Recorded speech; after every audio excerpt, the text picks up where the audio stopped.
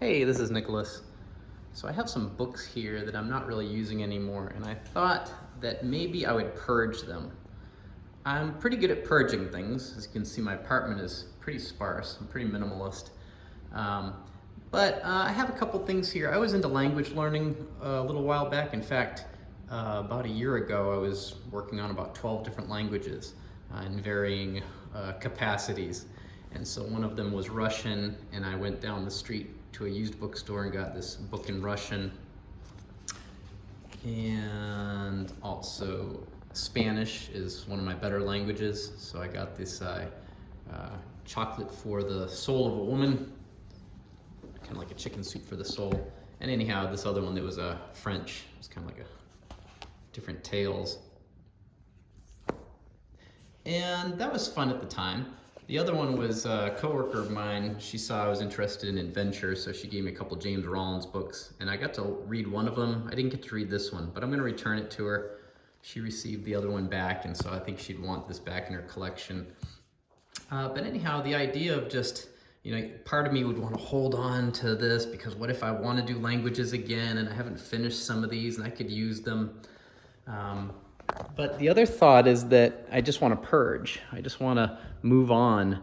And so, yeah, maybe I'd regret, maybe I'd put that out to pasture, send them back to the used bookstore, give it back to my coworker and think, oh, now I wish I could read it. But I don't know, I just do a little heart check and I say, I really don't think I am. And so I'm going to move that along. I mean, I might do the same thing with this right here. I have this kanji chart on my wall. And I don't know, I probably paid, it was actually kind of expensive. It seemed like maybe it was like 30 bucks or so for this chart. And I thought if I see these all the time, I'll learn the language better. And that's good, but I'm just not into it right now.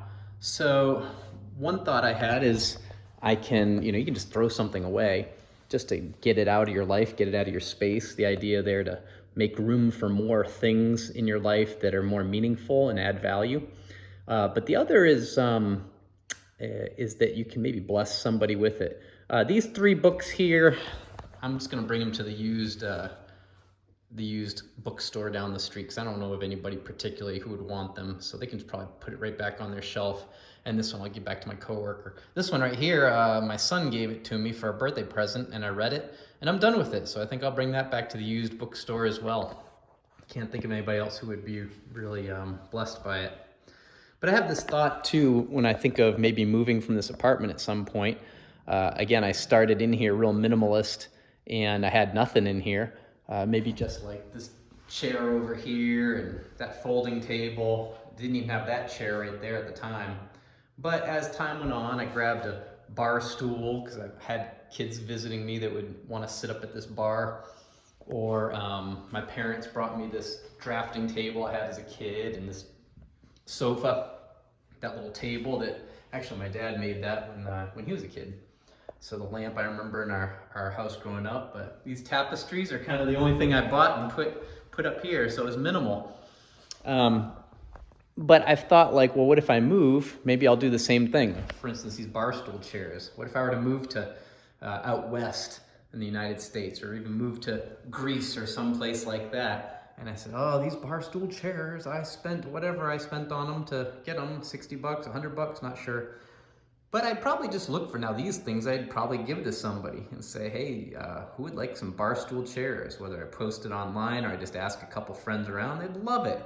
And they'd be grateful to have something like that. I know if I were to move to Greece, similarly, and I was in a community and someone said, hey, would you like a nice sofa? Like my parents gave me this. I'd say, sure, that's such a blessing. So this is just part of my lifestyle. My authentic life is that I like to be minimalist, and that's not everybody's thing. But for me, it feels really freeing, and every once in a while, I just have to kind of take stock and saying, I made a little bit of a change. I'm not really into the language learning, and I don't want to read one more of those James Rollins books, so let's go ahead and move it on, make some space in my life. All right, have a great day.